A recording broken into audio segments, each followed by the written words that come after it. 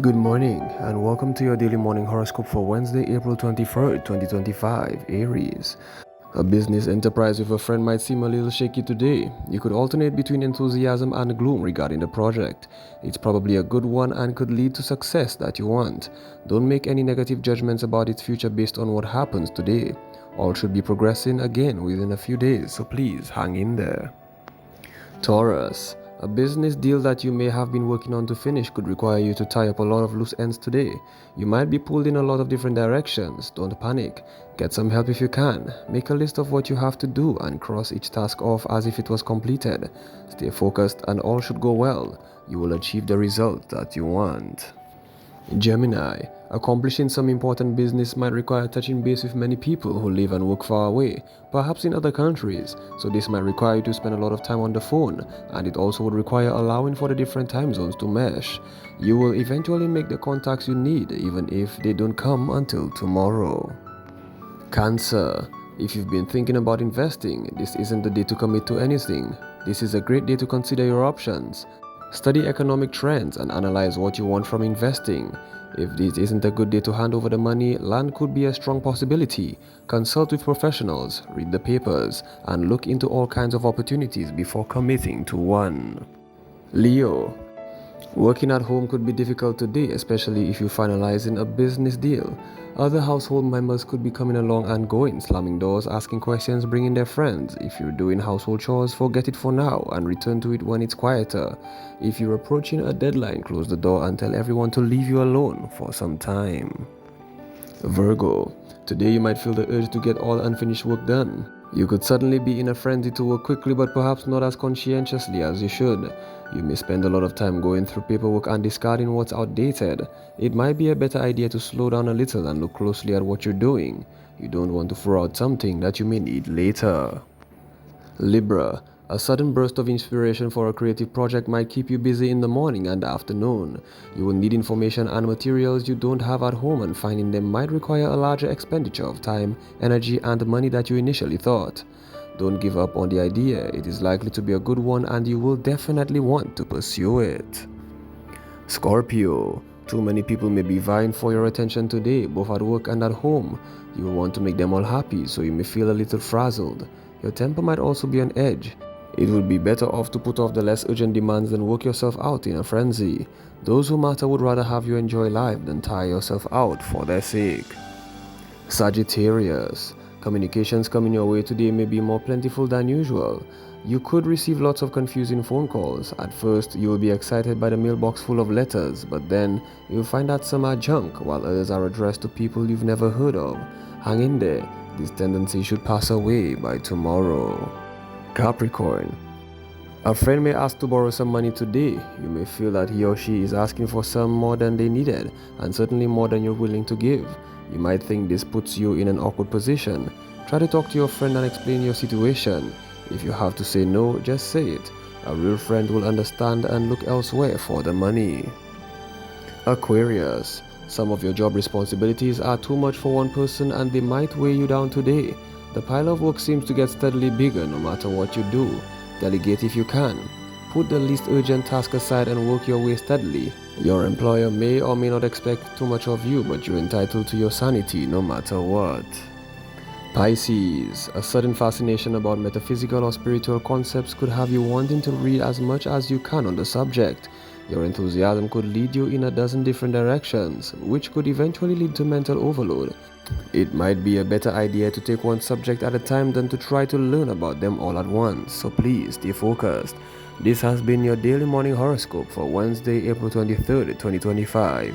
Do have yourself a great day.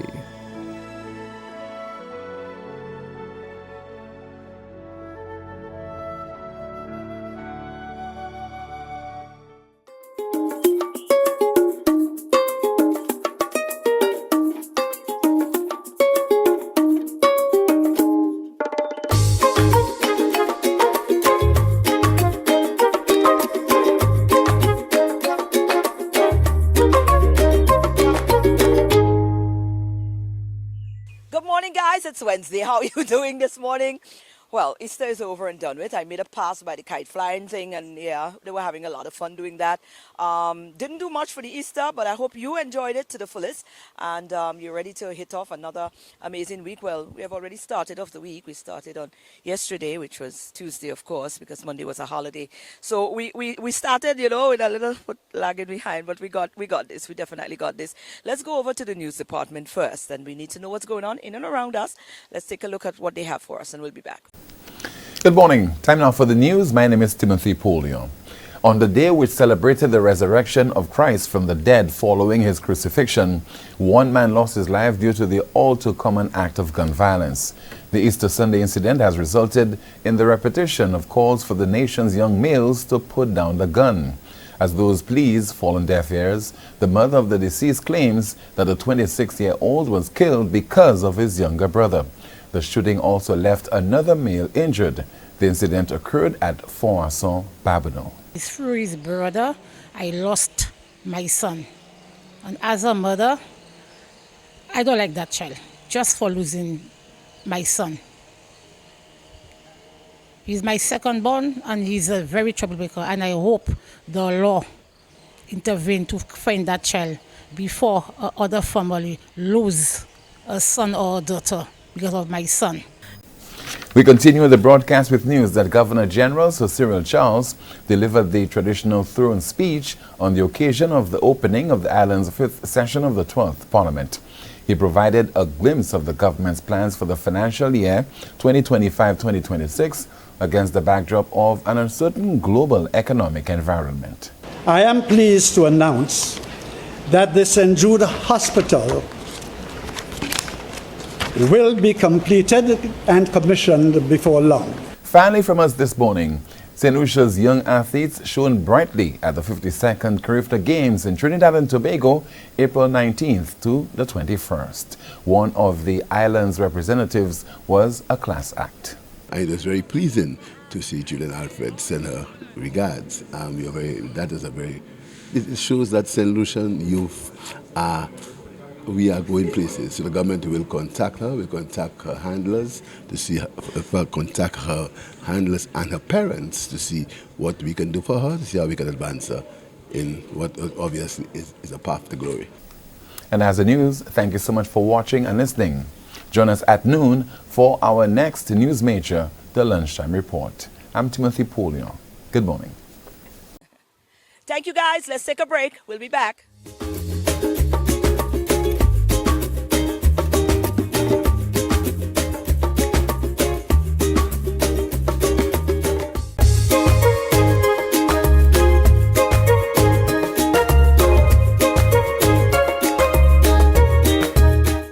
As part of Arts and the City, the Icon series is definitely something we are looking forward to because it resonates with what we definitely promote at DBS, because we believe in giving flowers or highlighting our people, when they've made contribution. And this year's Icon series, the CDF has decided to pay homage to Mrs. Theresa Hall, the mother of Isai Hall. Now, I know a lot of the news items I've been giving you, I wanted to get it from the standpoint of what it was like a child growing up on the hands and the guide of Mrs. Theresa Hall. So Isai Hall is my partner, and he was the best person to walk us through his life as a son of such a dynamic woman.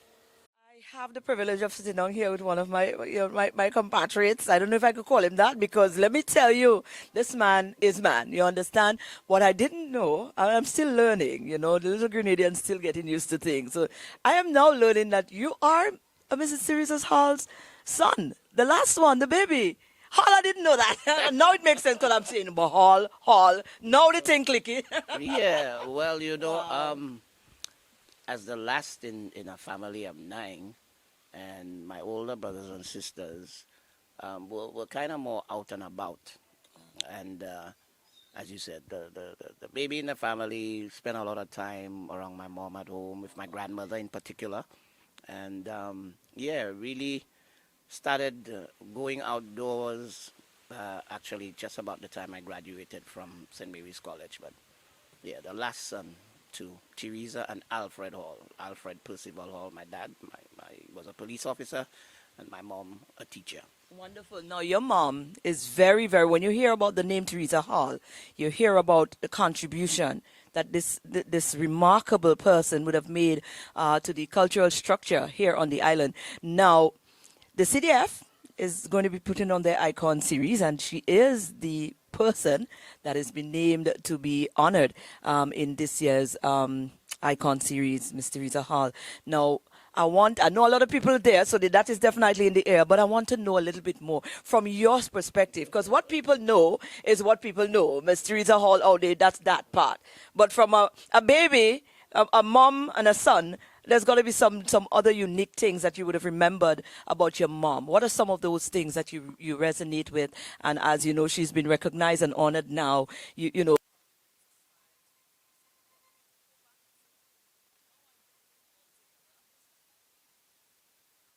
how can you just relate?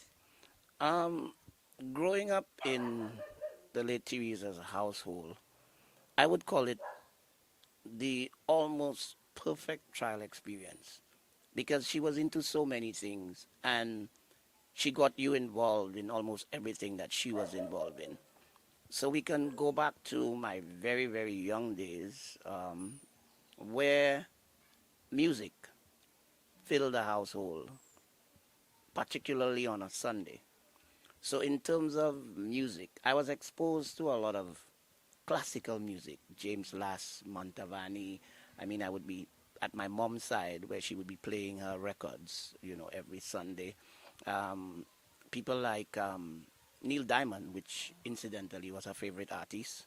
And if you ever come to karaoke, you'll notice that I know a lot of Neil Diamond songs. But on a Sunday, the routine was someone in the family cooked. But after lunch, in particular, I would be seated in the living room with my mom, listening to her playing all the wonderful music. And yeah, my knowledge and appreciation for music stem from that. But we also had a piano at home. The interesting thing is that all of my four brothers became musicians. They all played in bands, etc. But for me, my interaction with the piano, I would play on notes and try to follow songs on the piano, but I was never a pianist per se, never a musician per se.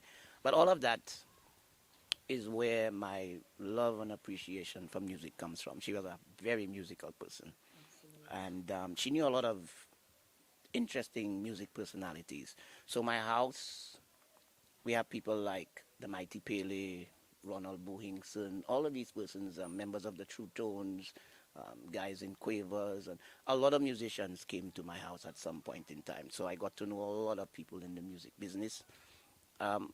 Also, in terms of entrepreneurship, she taught me business from 4 years old, where if you look at the property here today, there are lots and lots of flowers, plants, as well as vegetables, etc.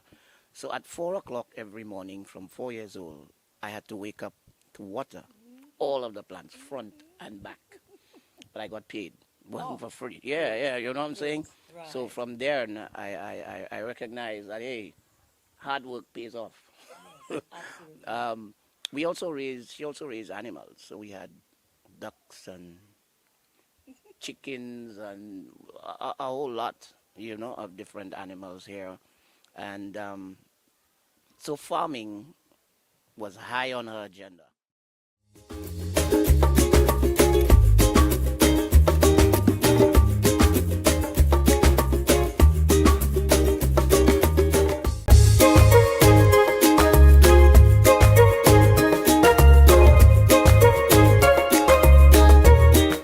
You had her art and craft. Oh my God, my mom was just magical with her hands, from knitting to crocheting to painting. I mean, we have her wall of fame inside the house where she has so many certificates from various organizations and groups, thanking her for her contributions. But she was a winner at the MNC Fine Arts Exhibition for a number of years. Mom was the kind of person who ensured that all of her children could do everything for themselves. So I can cook, wash, clean, You know, no lady can leave me stranded. I don't know what that was the intention, but um, funny enough, we had a maid at home, but everyone had their turn to do dishes and wash their own clothes, and God forbid she found your bedroom untidy after 20 minutes of being awake, because her rule was that as soon as you get up and you have had your breakfast, the next thing is to tidy up your room. You never leave home with your room untidy, and I have kept this practice up until today. She's a very, very neat person, very organized. And then we had no preschools at that time, and I was very attached to her, very, very attached to my mom. Even when I got old enough to go to school, because there were no preschools, you actually entered school at 5. My grandmother was actually my preschool teacher.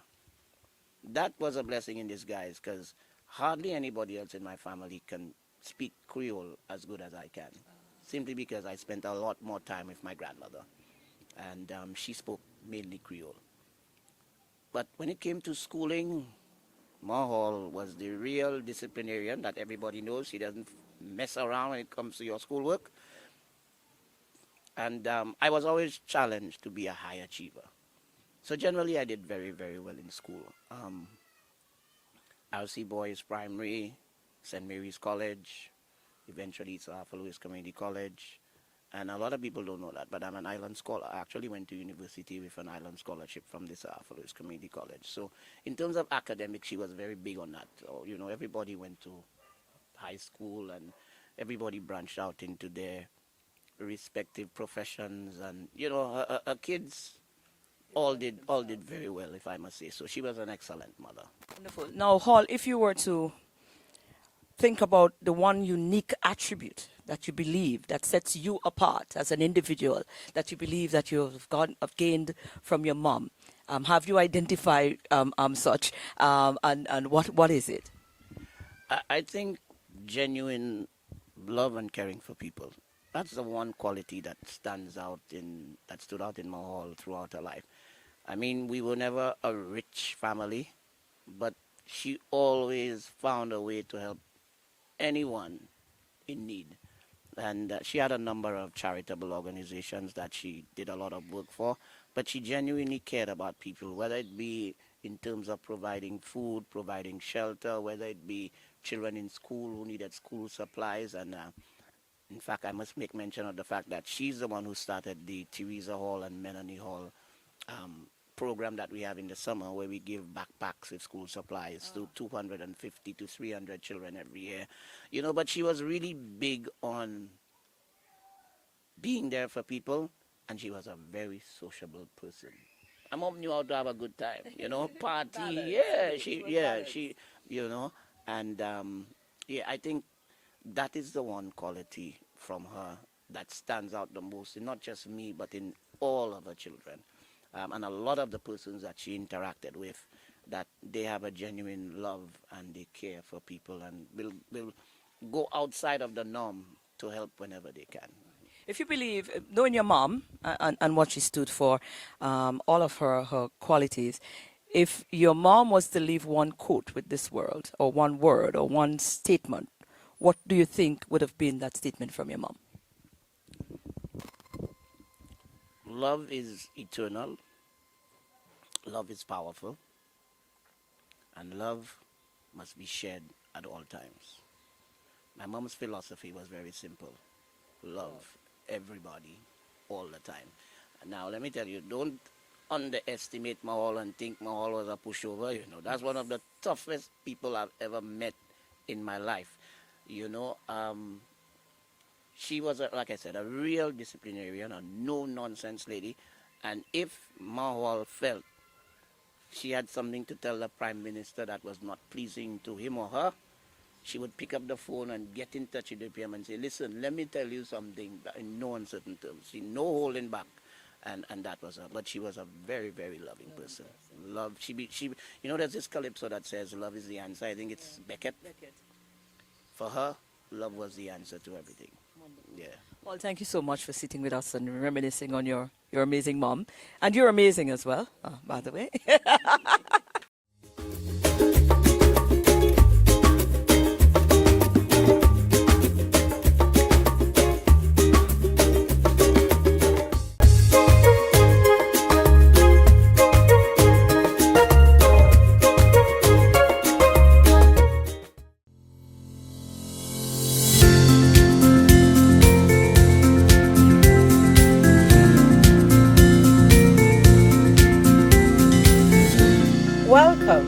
Your Holistic Path to Wellness with Dr. Tanya Bobran. Hi, I'm Dr. Tanya Bobran of the Satya Center for Functional and Integrative Medicine, and today I want to talk about labs. So many times patients and clients come to me and tell me, Doc, I just don't feel right. Something is off. I don't feel like myself. I feel like a shell of myself, but my labs are normal. So I'm okay, right? But I still don't feel right. So what can you do, or what can I do to help? And I want to discuss the concept of functional ranges or optimal ranges that we use in functional medicine. A lab range has a very wide range in normal conventional medicine, and most of us have been trained to look at it when it's either too low than the lowest level or higher than the highest level. Then it's out of range, and that's when we assume there's a problem. But what if it's very close to it's still within the range, but it's very close to the lowest limit, or it's very close to the upper limit? If we start to look at getting our labs in the mid-range of normal, which is what we call optimal ranges, then that's when I know that you're functioning at your best. So we aim for optimal ranges in, I would say, most of your labs. So when I look at a lab result, I do look for when there is red, which is what most people tell me. There's no red on my labs, which is when it's totally out of range. But I also look at whether it's too close to the lowest limit or the upper limit. I look for mid-range. And if many of your labs are out of it, then I know you're not functioning optimally. And from that, I can detect a pattern. And then, hopefully, see where we can get you to optimal ranges. But it's important that you know your numbers, and it is also important that we test correctly. So we have an internationally accredited lab on island with lab services.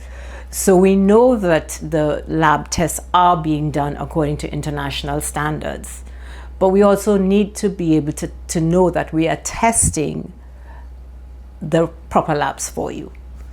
You know, many times, just depending on who you see, if you see a specialist, they're going to test the labs that are for their specialty.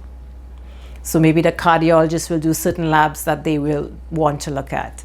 The neurologist may look for something else. The gynecologist will look for something else. What I like to do is to take everything and look at it as one, because you are a multi-dimensional person. You're not just bits and bobs of a person. I have to put everything, because you're a whole person. The other thing I want to discuss is, how do we get you to optimal range? And that is mainly lifestyle. Most of the time, patients want a quick fix. They want a prescription. They want me to tell them, the prescription will fix it. But lifestyle is your most important medicine. To optimize your well-being, what you can do, first and foremost, is look at how you're nourishing yourself. What are you putting into your body? What type of foods are you eating? Are you eating clean, whole, unprocessed foods? Are you drinking adequate amounts of water? Are you exercising consistently? Are you looking at what you're putting on your body as well, what your environment has around it? Are you breathing in toxins from your environment?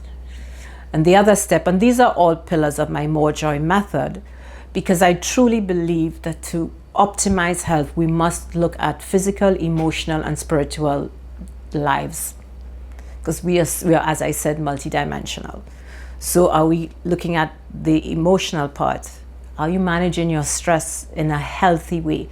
Most of the time we either ignore the stress, or we take a glass of wine, happy hour, and I'll feel good after, or I will take a tablet to help me sleep better. But these are not healthy ways of addressing the root cause. It might work for a quick fix, but it is not looking for sustained healing. So we want to make sure that you're getting 7 to 9 hours of deep restorative sleep, that your stress levels are being managed in a healthy way, that talking about self-worth, are you owning your passion and your power and your purpose? We also talk about the soul joy pillar of the method, where we nourish your connections. Do you have a daily spiritual practice where you connect with something deeper than yourself? Do you have a meditation practice? Are you journaling? Are you connected with your family and friends? Do you have what we call this work-life balance? Are we working too much and neglecting another part, or are we neglecting some? We always feel like we're neglecting something. Are we able to just find a balance? And the most important part is the connection with ourselves. Are we truly connected to who we are? Self-love, self-care, self-forgiveness, self-awareness. Do we own who we are? So many times we live in the past. I wish I had done this. I wish I hadn't done this. This is your call now to forgive yourself, because self-forgiveness is a very, very powerful healing tool. And I want us to start to use that tool to heal our bodies and our lives.